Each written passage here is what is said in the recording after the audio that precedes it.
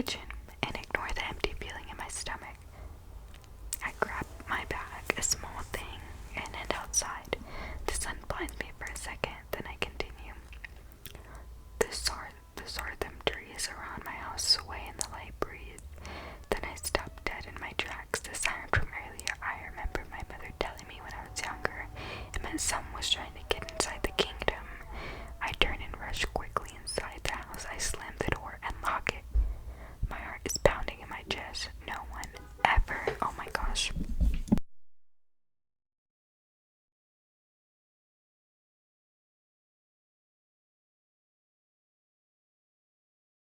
I tried to get in the castle from outside. The outside is a scary place filled with beasts and terrible monsters. Oh. I've never seen the outside. There are many tales of the outside world. All we know for sure is anyone that leaves the protection of the walls never, ever comes back. Okay. I can't seem to comprehend the fact that someone or something from outside is trying to come inside. I can only imagine what it is, what it wants. A shiver runs in it, and I see fingers down my back. I reach over and grab a blanket and cover my body cold with it. My cold body with it. Jeez, I can't read. I slowly stand up and walk to the fridge. I open the door and the cold air blows its breath onto me. I have a fairly good amount of food, but not enough for hiding. I must go out. I muster the courage to go back outside. Forget the warning siren. I grab my belongings again and unlock the door. I turn the knob slowly, but a noise from the other side stops me. Terror shoots through me. I stop and let the doorknob go. I slowly lock it again. Hello, I say loudly. That is the most dumb thing I ever hear in ghost stories. Hello. Why would you know?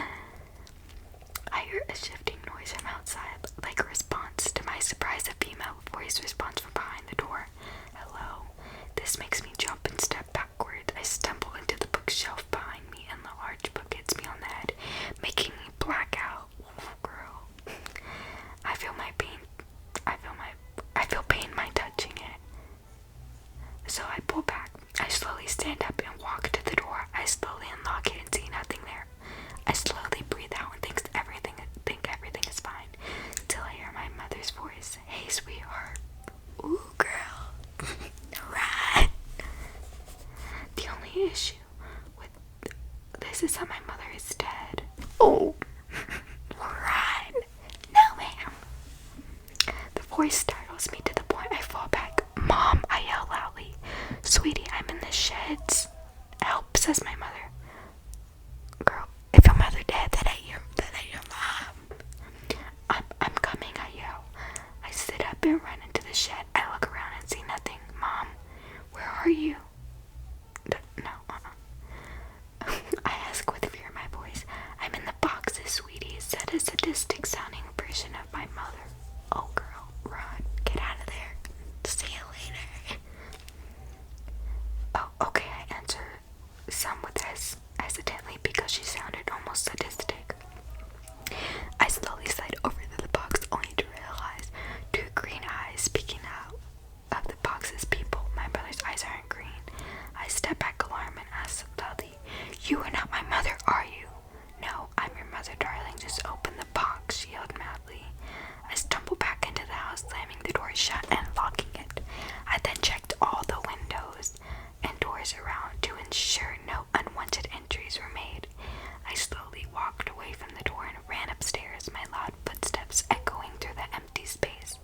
It was around 9 a.m. I sit on my bed, sinking into the sheets. Thinking out loud, I say, my brother's dead. So who the hell was mimicking her voice? Voice? Why did I say it like that? I reach down off my bed and grab my laptop. Maybe the internet knows the internet always does. I don't think so, babe. I look up in the search bar.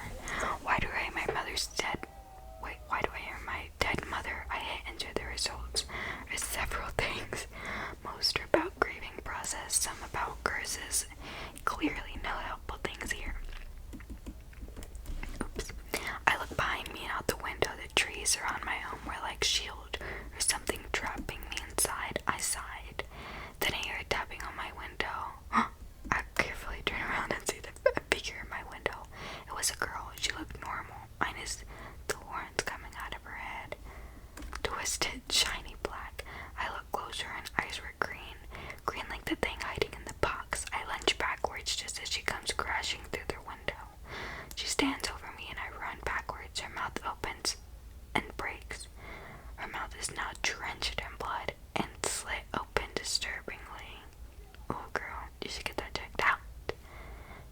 full speed on me, and a long slippery tongue silver slivers towards me. I scream in terror. It starts talking.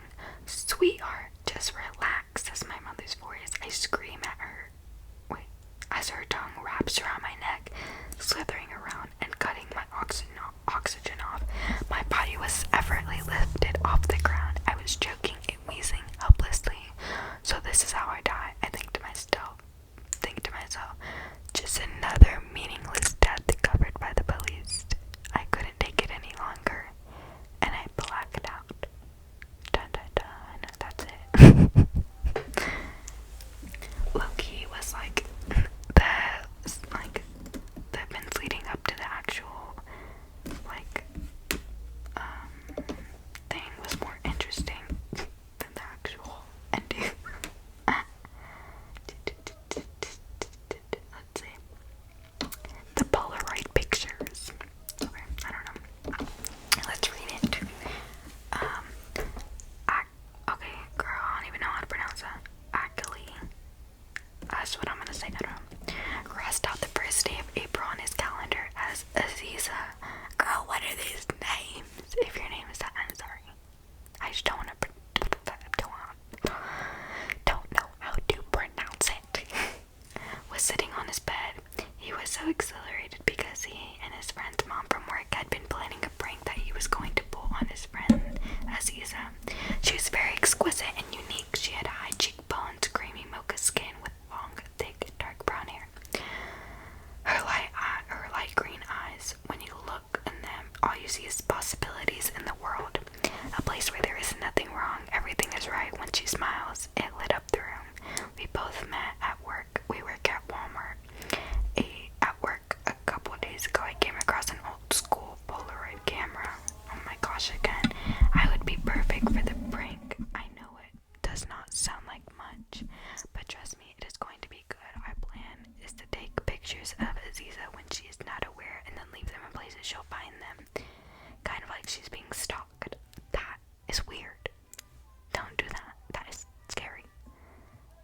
But the thing is, in each picture, there would be a clue as to where she needs to go next. It is supposed to spook her, by the way. So basically, we're trying to scare her. Okay, do you hear these multiple cars showing up? Like, here, they had a lot of cars. How many more people do you need? Jeez. When someone gets COVID there, girl, I'm gonna be laughing. Anyways, I'm gonna try to. What the heck did I do to this headphone? Okay, I'm gonna try to move this that way. I was trying to let you see the screen, kinda, so it's better, but I don't think work. I'm gonna fix my position because it was kind of getting comfy, and I want you to be able to see my face. So, yeah. Okay. Are we ready? Are we ready? Jesus. Yeah. Okay. Are you ready to go? We're going to be late again, Aziza mumbled. Yes, I replied hastily, only thinking about my plan. Right, come on, let's go, she said rather impatiently as she waved for me to follow. I quickly grabbed my bag and darted after her. By the time I got up to her, she was already in her car. It's a red Toyota RAV4. I climbed up into the passenger seat and secured myself. Aziza quickly looked around and searched for other cars, but found none in sight. She put the car in reverse and carefully backed out of my driveway and drove down Whipple Boulevard toward the local strip mall. We stopped at a light and waited for it to turn green. So any plans today? I asked. Yeah, I have a date, she said excitedly, with a guy named Liam I have been seeing for some time now. She giggles. She began to blush. She is gorgeous, I thought to myself. Why doesn't she want to go out with me? And who is this Liam? I questioned. Okay. I'm so sorry for the background noise. I don't know what to do. Okay. I sat there in silence, stewing in my jealousy. The light turned green, and then we drove about a mile. I hate that you can't see me. It's pissing me off. Oh, girl, what was that? Let me fix my hair real quick. I'm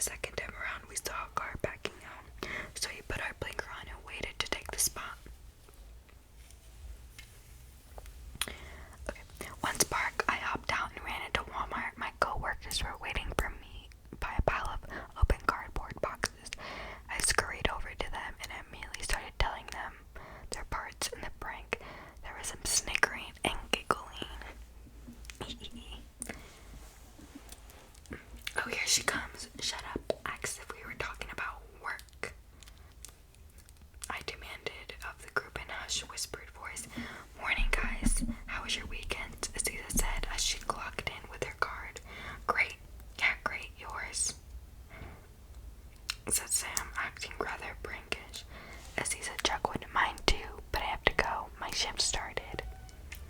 She gave a light smile, turned on her heel, and walked away. Phew, thanks, dude, for not blowing out, I said. I was so relieved. No problem, Sam replied happily. Sam grabbed my shoulder and squeezed it, winked, and walked away. Why is Achille acting so weird? Does he like me? Is he jealous that I'm going out with Liam? Maybe I should talk to him. Yeah, that's what I'll do. I'll talk to him. Hey, you, said a familiar voice. I turned and saw Liam. I dropped an empty box, jogged over, and fell into his strong arms. As they wrapped around and embarrassed me, I looked up at his deep blue eyes with a twinkle in them. What are you doing here? I said. I came to see my girlfriend at work, and put a smile on her face. He said with a dashing smile. Well, that is really sweet of you, but I kind of have to get back to work. But I'm looking forward to tonight, I said as I broke away from his grasp, gazing into his eyes. I kissed him on the cheek and walked away before he could answer. I got back to unboxing soaps and beauty products. I glanced back to see if he was still there, but he was gone. Only people walking by that didn't seem to notice me. A few hours passed. By the time I looked at the clock, my shift was over, and it was time to go. I needed to catch up with Aziza.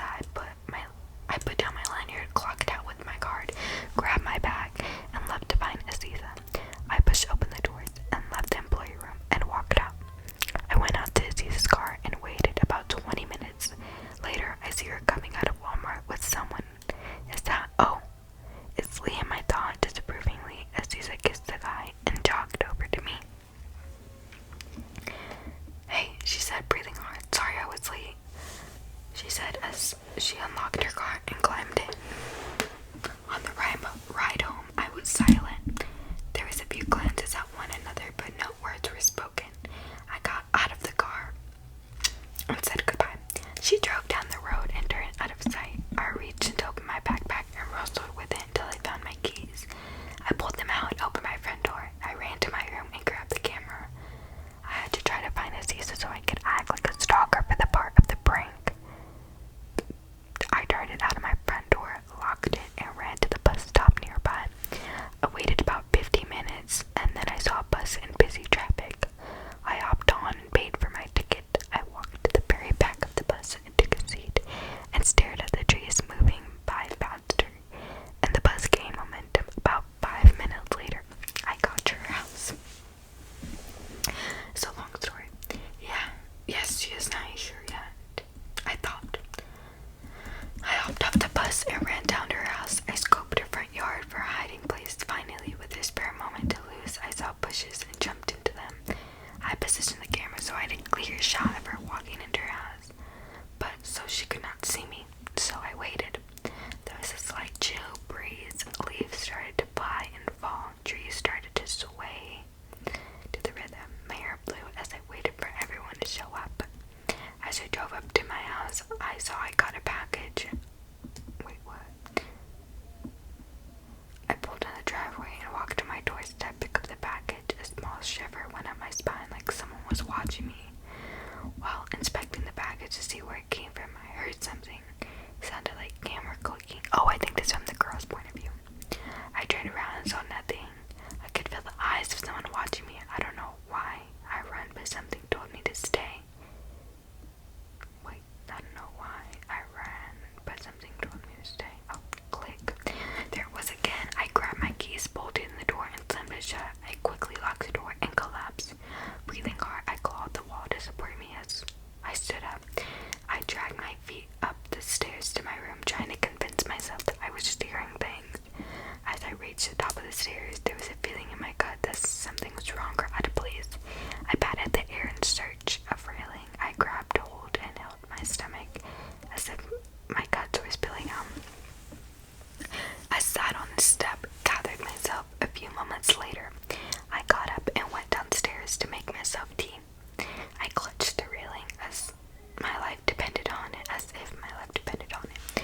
I entered the kitchen and grabbed the brass kettle. I placed it under the faucet, filled it with lukewarm water. The halfway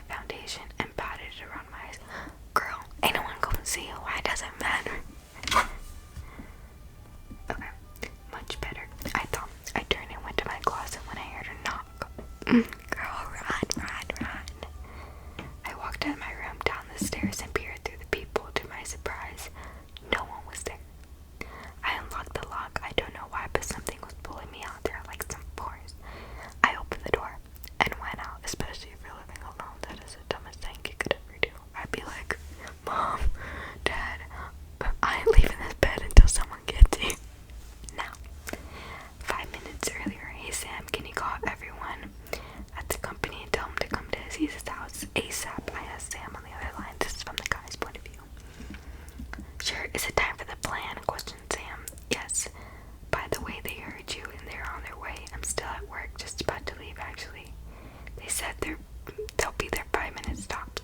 Okay, I'm in a bush, so don't make it obvious. I'll see you in a few. Another car, seriously. About 7 minutes later, 8 cars pulled up on the opposite of the road. Everyone was here, including our boss and manager. Man had the whole store on his side. Jesus. Okay, I need Matt to go and take the picture and put it on the doorstep, knock, and run away. This isn't even scary. It's just a prank or what? I thought it was gonna like turn south.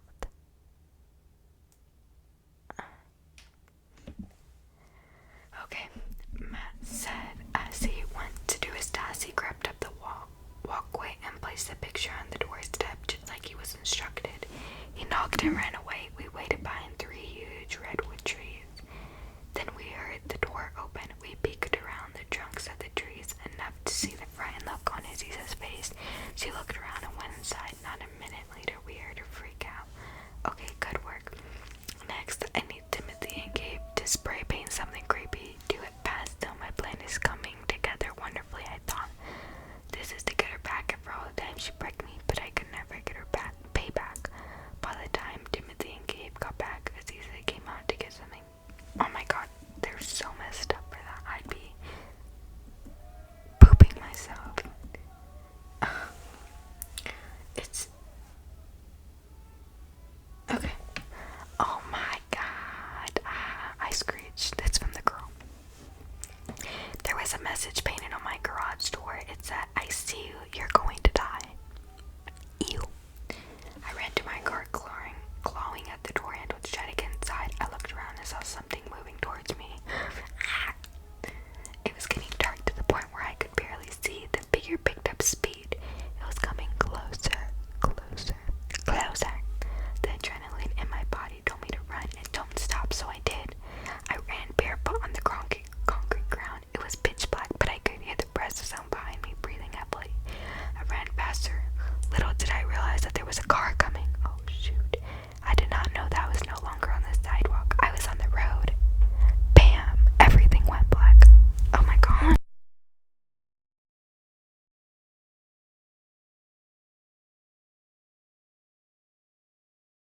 The music got hit by a car. The police showed up and I did not know what to do. This is from the guy. They put yellow tape around the scene.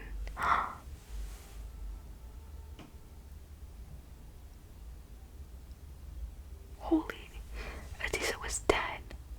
She got hit by the car that was coming. Her limp body laid out in the road.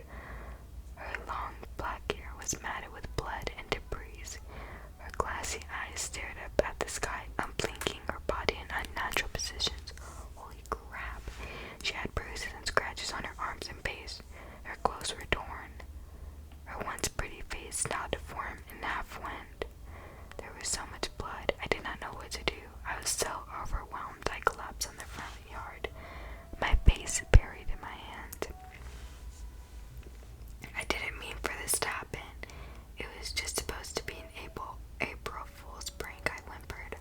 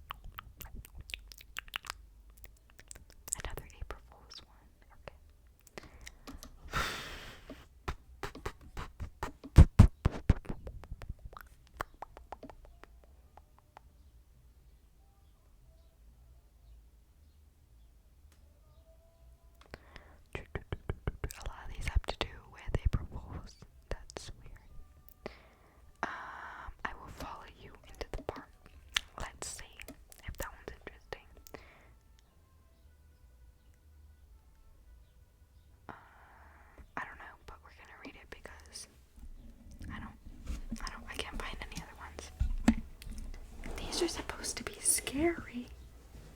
Okay, the last one wasn't scary. That was just messed up. Okay.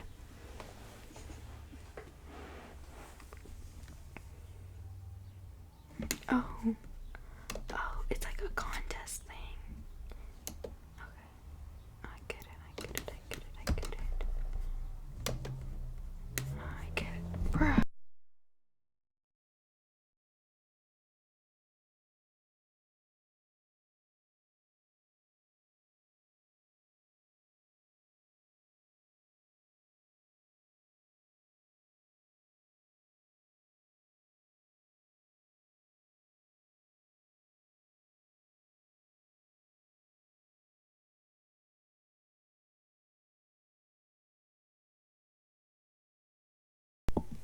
This one's just a random one from Reddit. It's called Saved by Angels in a Station Wagon. I'm so sorry for that.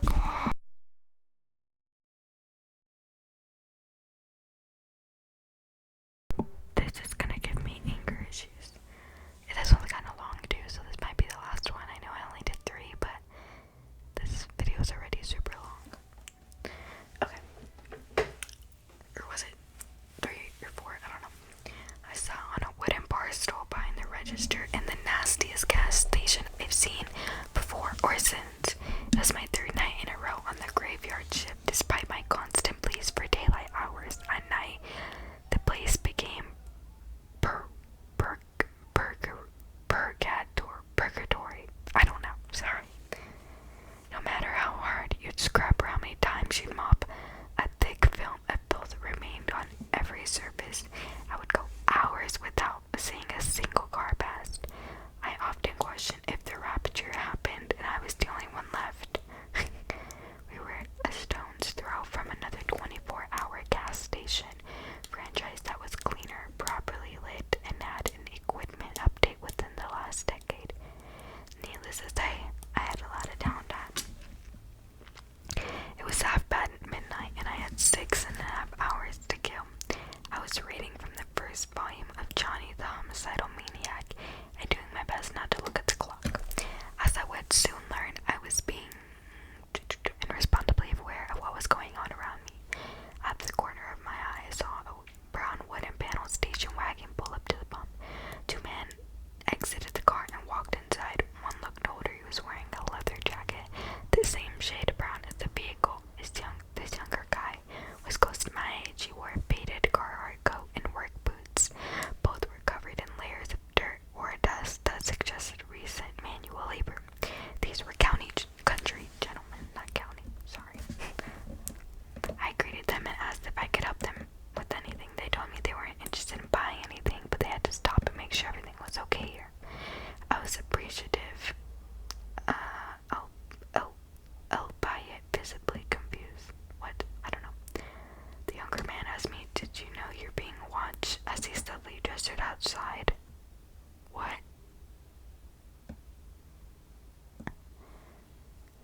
What? Sure enough, I saw the dark outline of a man standing completely motionless near a street light. Holy jeez, that is scary. If I was being watched, I wouldn't, like, oh, that is so scary. But that was nice of those guys to tell him, because if I don't even know. Oh, that is so, like, terrifying. I don't know. Oh, you can hear my pinkies do that. I'm sorry, I don't know why. Okay. None of his features were visible, but I could tell he was staring directly at me. The older man said they had retired 45 minutes earlier and almost hit him as he was standing in the middle of the road. He theorized the man was possibly on drugs. They decided to take him the long way home that night to see if he was still hanging around. Mind you, this was 45 minutes after they almost ran the guy over. He had been watching the entire time. I looked outside again to find he hadn't moved a muscle. He is positioned on the border of streetlights illumination. I noticed his jaw was moving like he was saying something. Oh no, this is giving me the creeps. I don't want to read it anymore. I don't want to. No. I'm home alone. It is gonna get dark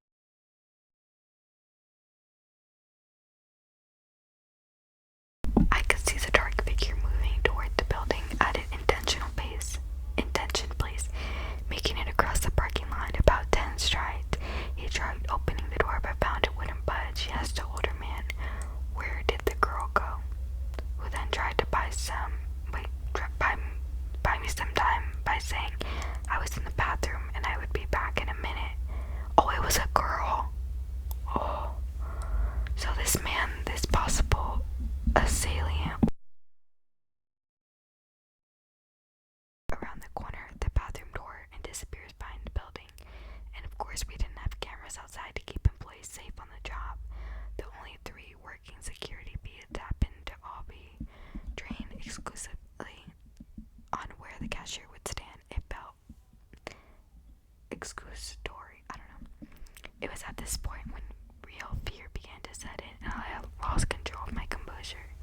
The unidentified man who had barely been watching me for close to an hour was now laying and waiting for me to exit the bathroom. I started to hyperventilate as my thoughts of what his motivation could be. Had been watching me before tonight. Was he my store chosen? Was my store chosen at random, or did this guy come here because he saw a female at the register? Was he actually on drugs, or maybe was he just mentally unstable enough for it to appear that way? Did he have a weapon on him, or did he plan to use his bare hands for whatever he was going to do? Oh, girl. Scary. I peeked out the window and saw 2 gentlemen exchanging glances and muted discussion of how to proceed from there. Thankfully, a local police SUV tore down the street and into the parking lot of the building next door, turning his flashes and quickly coming to a stop. As soon as I was absolutely sure the man was gone, I sat on the curb outside, sucking every last drop of nicotine out of my cigarette. I held in a trembling hand. Dude!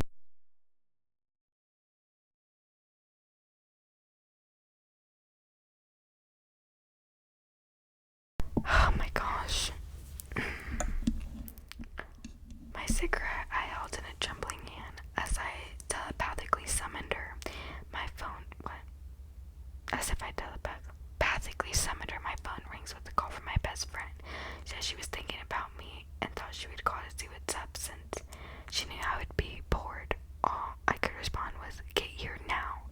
20 minutes later, all my roommates showed up in a pickup truck and stayed with me long enough for me to feel comfortable again.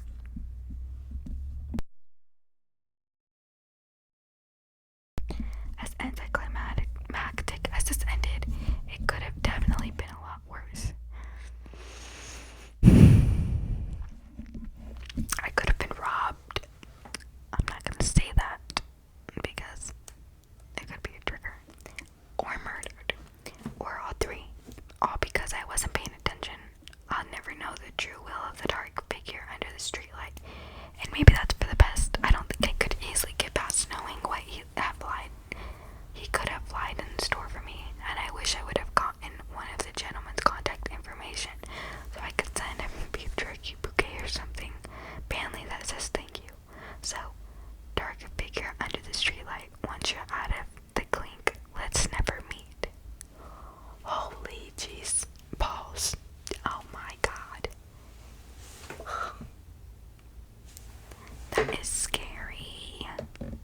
If that happened to me, I would literally pee myself. Everyone's like, oh my god, yeah, that was so creepy.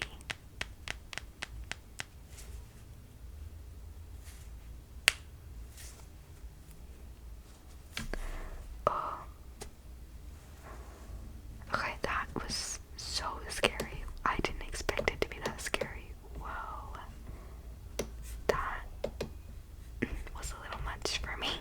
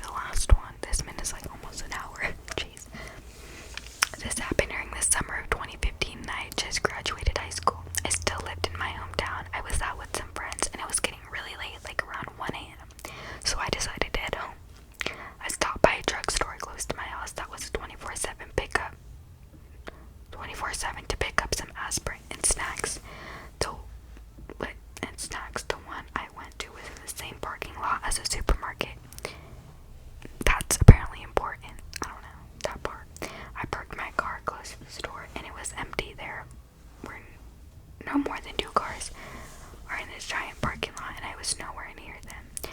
I headed in and grabbed what I came to get quickly because I had an overwhelming feeling of dread the whole time. I felt like someone was watching me, but I couldn't see anyone else there besides me and the cashier.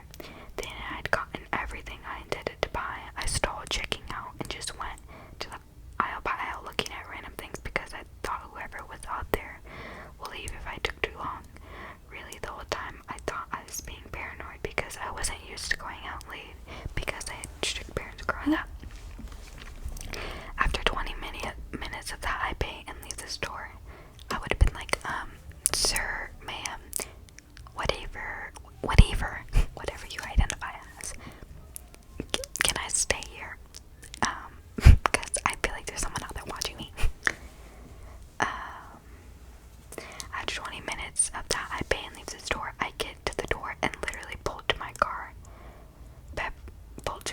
Pepper spray in hand, and locked myself in. I turned my head to check the back seat, and right before I could breathe, sigh of relief because no one was there.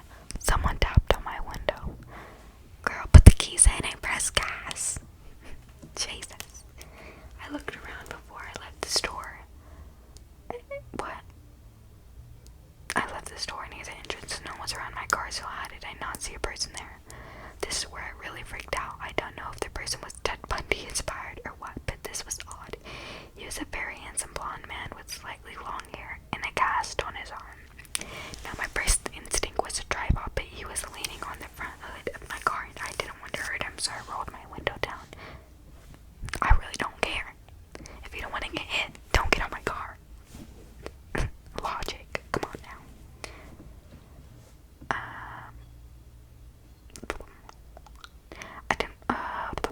I rolled my window down just an inch so he could speak and maybe back up just a bit. I don't understand. Hello? Why would you roll your window down or even stop to talk to him? If you get hit, sorry buddy, I'm taking off. No, I'm okay. Not today. I'm not the one. But no, he stayed glued to my car. Then he asked me if I could help him with directions and look up an address for him. I said, I really need to go, sir. Maybe ask in the drugstore they can help. I already went to the supermarket and they couldn't help. This place closed at 8 and there was no way this guy had been lurking around for 5 hours waiting for some random girl's help. He then went on about feeling tired and if I could just give him water or food I bought since he had no money. I told him, okay. To my passenger side to grab the chips I got and began to roll down the window slightly. And like I expected, he moved closer to my window, but he was now off the car, so I hit the gas. He chased my car and I heard a scraping sound on the side as I pulled away. Ooh, girl, close. I didn't drive directly home in case I was followed and drove down the highway for an hour because I was so distraught over what happened. I finally got home and my entire side of my car had been scraped from the door almost to the trunk. I'm really sure he used a knife or some sharp object because it was a really rough scrape. I reported the incident, but they never found him or any similar incidents in my town. He was watching me the whole time, maybe from the windows of the store, because how else would he have known I bought food? I also think he hid behind my car so I couldn't see him when I came out. I felt like he was trying to get me before I got in my car, but I got in too fast. That is so scary to think about. Like, yeah, you got away, but thinking about like someone was watching you and they could have gotten you at any time. That is scary. So creep in the parking lot. Let's not meet again.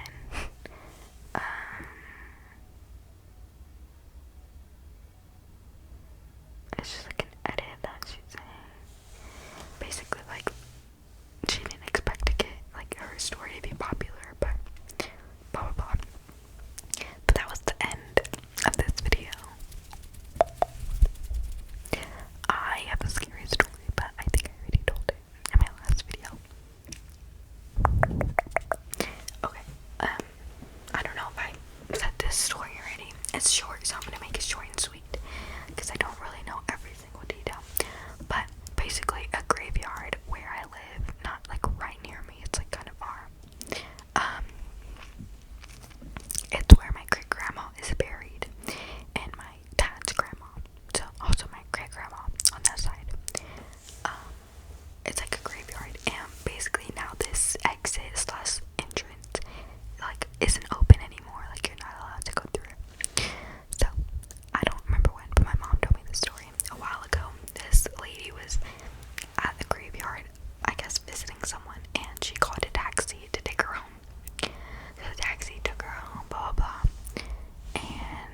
she left her coat in there in the car. So the guy or girl didn't realize until a little bit later. So he or she drove back into the house and was like, oh, blah blah blah, I just dropped someone off and they left their coat. And I guess they were describing the woman, and the person who opened the door was like, no one like that lives here. They're like, whoever this was, I guess that they knew, they're like, she died a long time ago. And so basically the taxi was like driving a ghost. I don't know if this is true or it's just what. It's just kind of like a scary story, but apparently that's what happened. But I'd be like, I'm sorry, what? What?